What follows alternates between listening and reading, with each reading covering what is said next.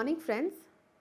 I'm Dr. Astha Gupta, IVF specialist practicing at Delhi IVF and Fertility Center.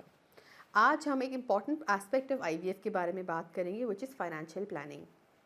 ये हम सभी जानते हैं कि IVF एक एक्सपेंसिव प्रोसीजर है, तो एज अ कपल अगर हम IVF के लिए प्लान कर रहे हैं तो it is important to do financial planning. Planning के पहले सबसे इम्पॉर्टेंट है अपने आप को अवेयर करना, एजुकेट करना कि क्या क्या एस्पेक्ट्स होते हैं IVF के बारे में, IVF में, और कितना एक्सपेंस आ जाता है। देखिए, IVF में एक प्रोसीजर होता है, इन्वेस्टिगेशंस होती हैं, बहुत सारे इंजेक्शंस होते हैं, दवाइयाँ होती हैं। तो बेटर है कि हम पहले से प्लान करके चलें, उसको समझ के चलें। तो ड्यूरिंग द प्रोसीजर के दौरान एक हमें इमोशनल और फिनेंशियल स्ट्रेन नहीं आता फिनेंसिस की वजह से। तो आजकल बहुत सारी इवन इंश्योरेंस या फिनेंशियल प्लानिंग की कंपनीज़ हैं और सारे अच्छे सेंटर्स आपको फिनेंशियल काउंसलिंग भी प्रोवाइड कराते हैं, जिससे कि हमें एक आइडिया लगता है, हमें समझ आती है और मिलके हमें ये भी समझ आता है कि कहाँ पे हम अपना जो हमारे फंड्स हैं उनको ऐसे एफिशिएंटली इन्वेस्ट करें कि हमें अपने फंड्स का मैक्सिमम आउटपुट भी मिले।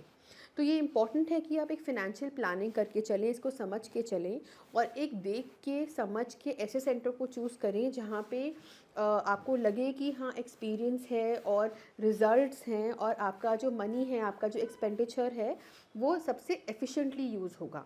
देखिए, IVF में काफ़ी बार ज़रूरी नहीं है कि फ़र्स्ट साइकिल में ही सक्सेस हो, क्योंकि ये साइंस ही ऐसी है। कई बार 1, 2 मैक्सिमम 3 साइकिल्स भी लग सकती हैं, केस टू केस डिपेंड करता है।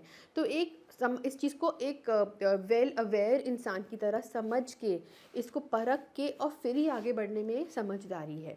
तो अपने डॉक्टर को प्रॉपरली चूज़ करें, अपने सेंटर को प्रॉपरली चूज़ करें, अपने फिनेंशियल एस्पेक्ट को अच्छे से प्लान करें कि हाँ, अगर मैं इसको एज अ प्रोजेक्ट देख रहा हूँ और मुझे इस प्रोजेक्ट में अपनी प्रेगनेंसी तक पहुँचना है, तो मेरा इतना बजट है, इतना लग सकता है और हाँ, मुझे ऐसे चूज़ करके ऐसे एक एक स्टेप लेके चलना है। इससे अगर हम ऐसे करते हैं तो हम मेंटली बहुत रिलैक्स रहते हैं और ओवरऑल बहुत प्लान्ड रहते हैं और इससे हमारे सक्सेस रिजल्ट्स में भी फ़र्क आता है।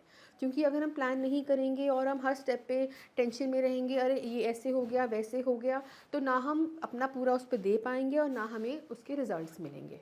तो ये इंपॉर्टेंट एस्पेक्ट है कि हम फिनेंशियली समझ के चलें, प्लान करके चलें, उसके लिए हेल्प लें और हमारी जो ड्रीम है ऑफ पेरेंटहुड उसके टूवर्ड्स हम मूव करें। All the best.